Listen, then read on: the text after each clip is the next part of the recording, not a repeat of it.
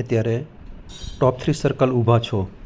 ટોપ 3 સર્કલથી પ્રજાપતિ શિક્ષણ ભવન જવા માટે માત્ર 3 થી 4 મિનિટનો સમય લાગે છે. તમે તળાજા કે મહુવા તરફથી આવતા હો તો ગ્રામ પંચાયત અધેવાડા ખાતે ઉતરવાનું રહેશે. ચાલો આપણે શિક્ષણ ભવન અધેવાડાની મુલાકાત લઈશું.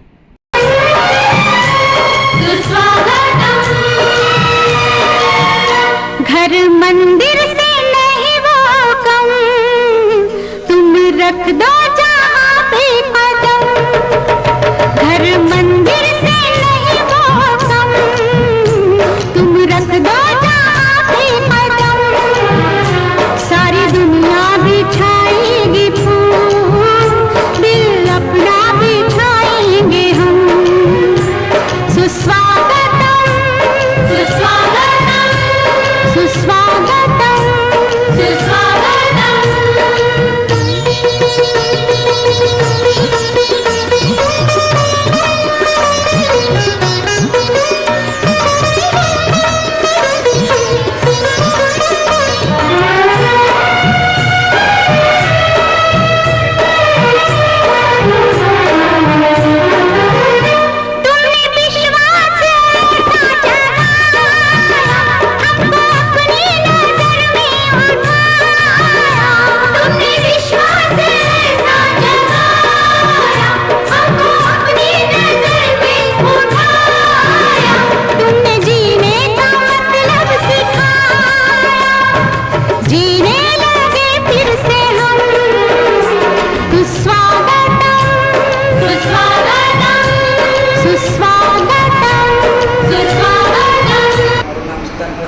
અને હું અહીંયા છેલ્લા 1 વર્ષથી અહીંયા રહું છું અને આ શિક્ષણ ભવનનો રીડિંગ હોલ છે અને અહીંયા દરરોજ દરેક વિદ્યાર્થીઓ 2 કલાક રાતે રીડિંગ કરવાનું હોય છે અને હું અહીંયા કોલેજ કરું છું BA સેકન્ડ યર.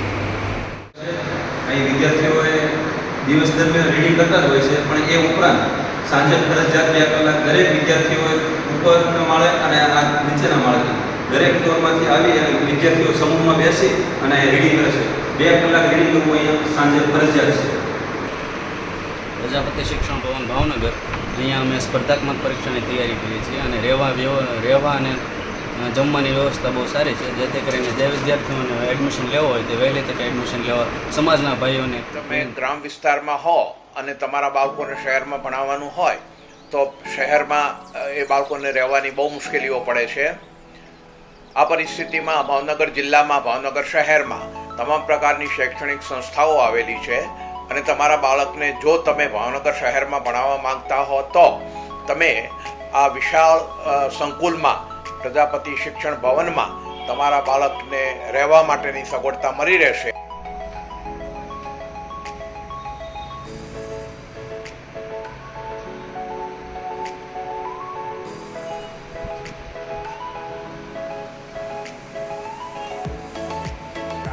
જે વસ્તા આપણા પ્રજાપતિ સમાજના જે કાંઈ બાળકોને અહીંયા આગળ ભાવનગર આવી અને એજ્યુકેશન લેવું હોય, શિક્ષણ લેવું હોય તો સારામાં સારી સુવિધા રહેવા જમવાની અને સરસ મજાની પાછી સાથોસાથ રાત્રે વાંચન પણ કરાવવાની જે ખેવના જે છે એ આપણા જે આ મિત્રો જે છે લે છે, એની કમિટી જે છે એની ખૂબ સરસ મજાની વ્યવસ્થાની સંભાળ જે રાખે. અખિલ ગુજરાત પ્રજાપતિ સંઘ સંચાલિત શિક્ષણ ભવન ભાવનગર ખાતે પ્રજાપતિ સમાજના વિદ્યાર્થીઓને અભ્યાસ માટે રહેવા જમવાની ઉત્તમ સગવડતા છે, જેનો તમામ પ્રજાપતિ સમાજના વિદ્યાર્થીઓએ લાભ લેવા વિનંતી છે. સત્રમાં માત્ર ને માત્ર 12,000 રૂપિયા ફી રાખવામાં આવી છે, જેમાં જમવું, રહેવું, ખાવું, પીવુંથી તમામ વસ્તુઓ અંદર આવી જાય.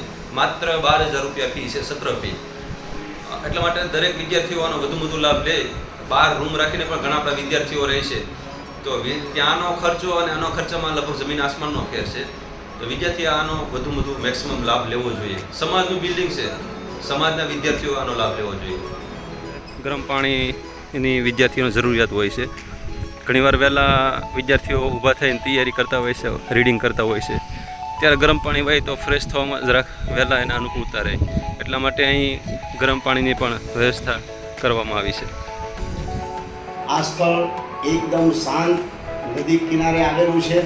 અભ્યાસ માટે ખૂબ જ સગવડતાપૂર્ણ તમામ સુવિધાવાળું છે અને તમામ વિદ્યાર્થીઓ આનો ખૂબ ને ખૂબ આપણા સમાજના વિદ્યાર્થીઓ લાભ લે એવો અનુરોધ છે.